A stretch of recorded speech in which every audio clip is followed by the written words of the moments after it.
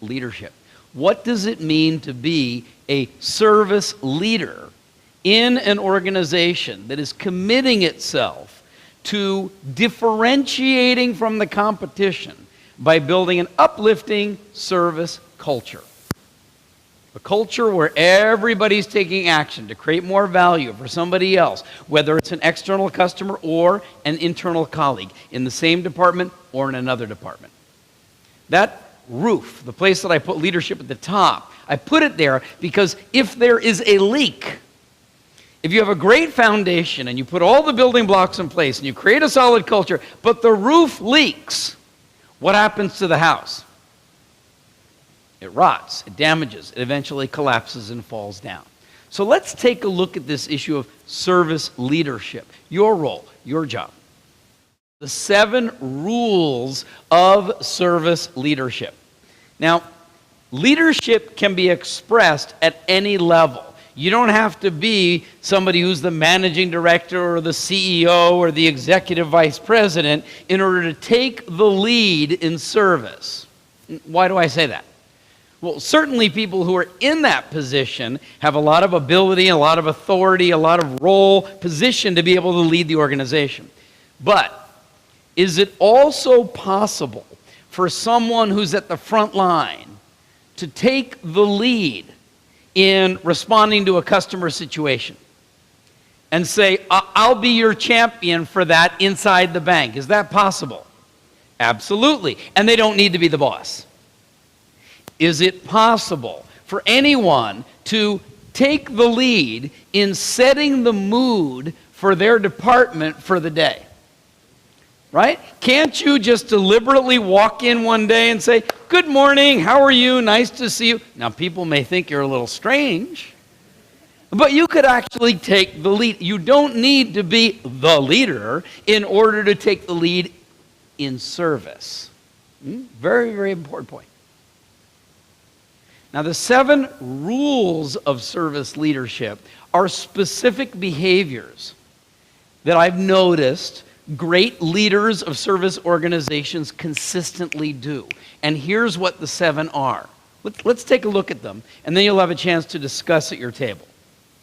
So number 1, declaration is what makes new things possible. In the United States, it was called the Declaration of Independence. When somebody says, I now declare you husband and wife, it changes the world. When the judge says guilty or not guilty, it's a declaration. Right? So a leader in an organization like yours needs to be the one who declares service is now a top priority. Well, that's important when you're looking to change the culture of an organization that has been known for sales, or has been known for speed or productivity, or has been known only for product innovation, or operational excellence, or safety. Anytime we go to work with an organization that wants to shift and become differentiated and known for outstanding service culture, then the senior leaders have to make that a clear declaration. Is that a behavior of yours? Would staff say that about you? Let's pause for a moment. Talk to the person across the table. Think and be honest. If we were to check to all the people who report to you, would they say that you say that service is a top priority? Or would they say, yeah, the boss deals with that, but only if it's a problem, only when a customer has a complaint? Be honest. Ready? Talk to the person across the table. What would your team say about you? Rule number 2, service leadership. Rule number 2, be a great role model, walk the talk. You know the expression, action speaks louder than words. So if you're doing rule number 1, declare, but then they look and see what you actually do, and you're not actually behaving that way, then all the words go out the window. Now, at the end of the program today, I'll give you some very specific examples of things that you can do that are walk the talk, so that your staff see that you actually believe it. They hear the words you say, they watch the things that you write, they notice how you are with somebody when they're upset, they see how you spend your time. What would be one example of somebody in this organization demonstrating service leadership by walking the talk, what would it look like? What would it sound like? What would it show up like in a real situation? Either external customer facing or internal service between colleagues, between different departments. Ready? Again, talk to the person across the table. What would be an example of rule number 2 of service leadership coming alive inside this bank? Go. Rule number 3 in service leadership is promote a common service language. Now, in an organization like yours, each function, each division, each department has its own technical language. There's a language of real estate, there's a language of lending, there's a language of insurance, there's a language of mortgage, there's a language of credit card, there's a language of... We're talking here about promoting a common service language. And as you could see before the break, it's produced by the service education.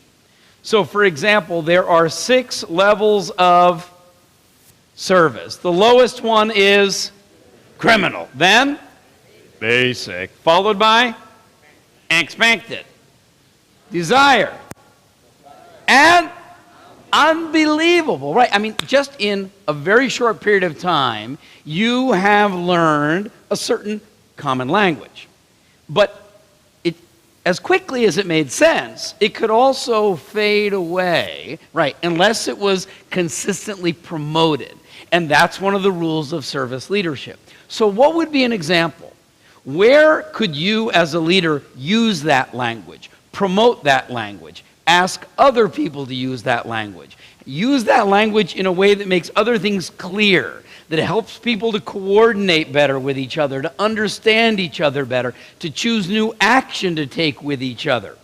Work with your colleague across the table. As a service leader, where could you actually promote the use of a common service language? Ready? You and your partner. Go. The 4th rule is called measure what really matters. There are many things that you can measure. You can measure churn, you can measure sales, you can measure profitability, you can measure external service performance, you can measure how long something takes, you can measure accuracy, you can measure margin. I mean, you can measure a lot of different things. But if you're looking to build an uplifting service culture, you have to be very careful about what it is that you tell your staff you're paying attention to as a leader. What is it that you say really matters? So if you say what really matters is top line revenue and bottom line profit, what message does that send to the staff? What's most important? The money, okay, not the service. So that is important. It's one of the ultimate business objectives, along with shareholder value and reputation. But it's a lagging indicator. It comes after everything else that you've done. A leading indicator of those ultimate objectives would be your survey scores, your satisfaction score, your loyalty index, your employee engagement score, right? If those are going up, you're going to get the ultimate objectives. But even that is somewhat lagging because you don't go survey everybody every day. There is another indicator. There is something that could let you know that you're moving in the right direction, and that's positive customer feedback. If you're getting a lot of compliments, if you're getting a lot of input, if people are saying, ooh, I like it, and thank you for doing that, if that's coming in abundance, not only from external customers, but even between colleagues, then you know your survey scores are going to go up, which is going to lead you to the ultimate objectives. So now you can see you've got comments, which precede survey scores, which precede ultimate objectives. Here's the big question. What is it that has to happen before you even get a compliment? What is the necessary precursor, the required first step that results in a compliment that leads to a score that leads to the profitability? It's got to be some action that was taken that created some value that was above and beyond what the other person expected. So someone needs to look at a situation and someone who needs something, come up with a new idea, take a new action step, produce the value, get the compliment, get the scores, get the profitability and ultimate business objectives. You see how that works? Now, if I go to the thousands of people who work in this organization and I ask them, in today's world, what does senior leadership pay most attention to, what would they say? The numbers.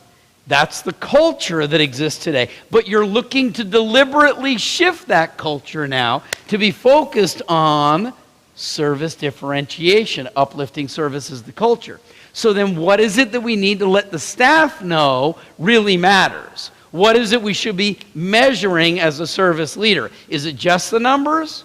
Or should we be watching the scores and counting the feedback and actually keeping track of how many new ideas and new actions have we taken to create more value for someone else? As an uplifting service leader in this organization, you need to let your staff know that you're measuring what really matters.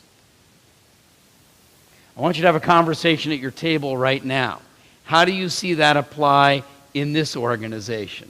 How do you see you could apply that in a way that the staff that work with you say, hey, you know what the boss really cares about? You know what really matters? It's what are we doing today? What action do you take that creates more value for someone else? Conversation at your table.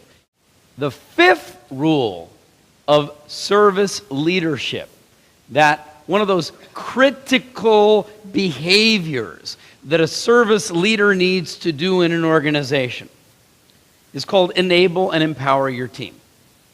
Now, let me ask, in this part of the world, is that word empower, empowerment, is it something familiar to you?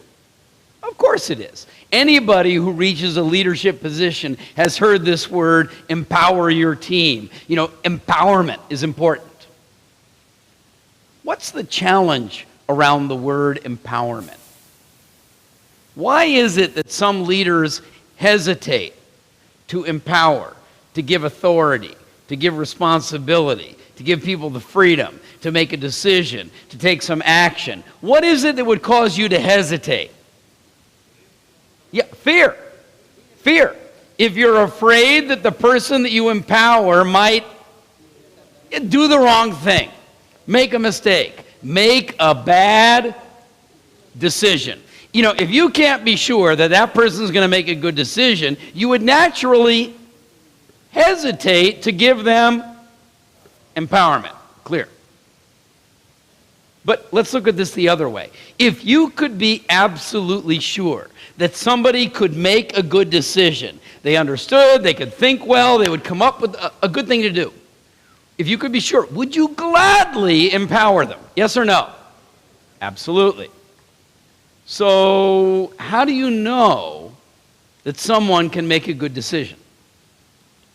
What is it that you would need to do in order to give yourself the confidence as a leader that, in fact, they could make a good decision in whatever situation arises? Yeah, very good. You would have to take responsibility for doing what? For what? For educating them, for coaching them and mentoring them and supporting them and helping them work through issues. And even if they make a mistake, you would say, great, let's learn from that together so that the next time you can make a better decision. That's why this rule is not empower your team. It's, as a service leader, take responsibility to enable and empower your team. Now let me be clear. When I talk about the sixth rule of service leadership out of 7, and it says remove the roadblocks to service, I'm not saying to remove yourself. I'm saying that over time, especially in an organization like yours that's grown so fast, and promoted so many products and produced so many sales and so much profitability in such a short period of time that there can be certain structures that end up in place that actually don't make it easy to go outside the structure. You end up putting process in place that looks like tomorrow should be like yesterday, which is like today, and now you're asking them to be flexible. And now you're asking them to be more personalized in the way you respond to someone.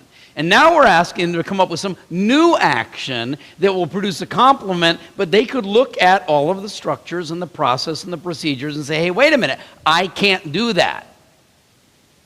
Unless you as the leader say, yes, you can. But boss, what about? And you say, no, let me explain. That can actually be removed in a certain situation. Now, not randomly, but we're saying it's your job to listen for the frustrations of your staff. It's your job to anticipate what could get in their way. It's your job to listen for example, a customer complaint about the way something was handled, and instead of looking at who was the staff member and what did they do, you look at, well, what was the situation in which the staff member chose that, and what did they see was getting in their way of doing something else? That's the roadblock to service.